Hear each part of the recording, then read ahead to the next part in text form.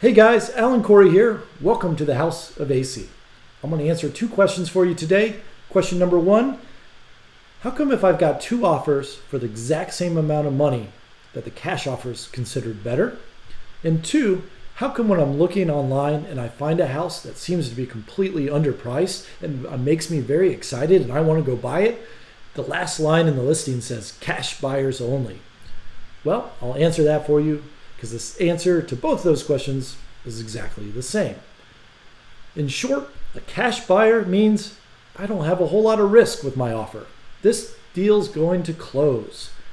And if I have an offer that has a mortgage attached to it, it's basically saying, hey, I'm going to get a bank involved and they're going to get all up in your business and my business. And if they don't like the questions, then this deal might not close. So what are some of those questions that a mortgage lender or a bank would ask?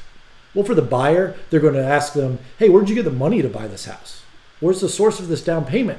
Did you borrow money to get this money? Did you borrow money for this down payment? And can you verify that this is a gift? And do you have a letter saying that the person who gave you the funds for this house, you don't have to pay them back?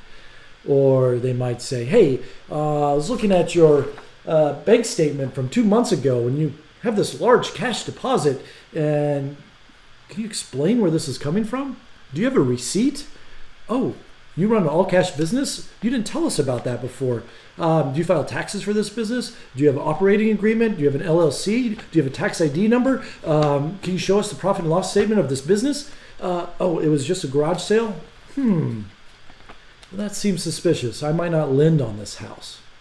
Or, hey, I know you told us you already filed your tax returns, but I called the IRS and they can't confirm that they've processed it yet. So I can't really lend on this until the IRS gets back to me. And I don't know, it's just a 1-800 number. I don't know when the IRS is going to get back to me. It could be 2 weeks, it could be 2 months, but when they do and confirm everything's okay, then we'll go ahead and close this loan. Now, the questions that they may have on the seller side are, hey seller, we looked into this and this house got foreclosed on 40 years ago, and the bank that did the foreclosure and the closing attorney are no longer in business. So do you have the paperwork by chance from when you bought this house? Oh, you don't? Well, that's sort of suspicious. Maybe I'm not going to lend money on this home. Or, hey seller, I sent my appraiser out there and they found a crack in the foundation and we think now that this house might be unlivable and dangerous. So can you do this $20,000 fix by the end of the week? If so, then we'll approve the money for the loan. Or, hey, seller, you're selling a quadruplex, but the tax records say this is really supposed to be a single family. Do you have a letter from the city saying that non-conforming use is allowed in this case? Oh, you don't? Well, I might not lend on this loan then.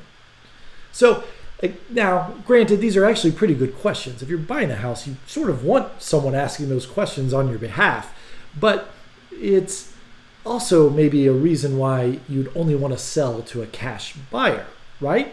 The deal's not going to ever get closed with a mortgage lender.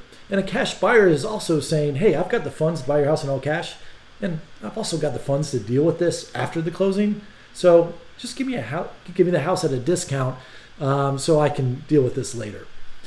So that's the reason that answers both of those questions for you. And I only ever recommend putting in a cash offer if, one, you can't buy a house any other way. Maybe you have credit issues or your seasonal income, or you're not fully employed and a bank won't lend for you. Or you only make a cash offer to win a bidding war situation, because that's really how your offer is going to stand out. And then after you buy the house, do a cash out refi and get all your money back. Lastly, if you can get a house at a deep discount by buying it in cash, then do it, and then fix and remedy all those issues, and then do a cash out refi. If you watch this video right here, or here, that's the video you want to watch. That tells you how to quadruple your money and your net worth by not buying in cash and getting it leveraged so you can buy 4 homes instead of 1. So check that out and let me know what you think. Thanks, guys.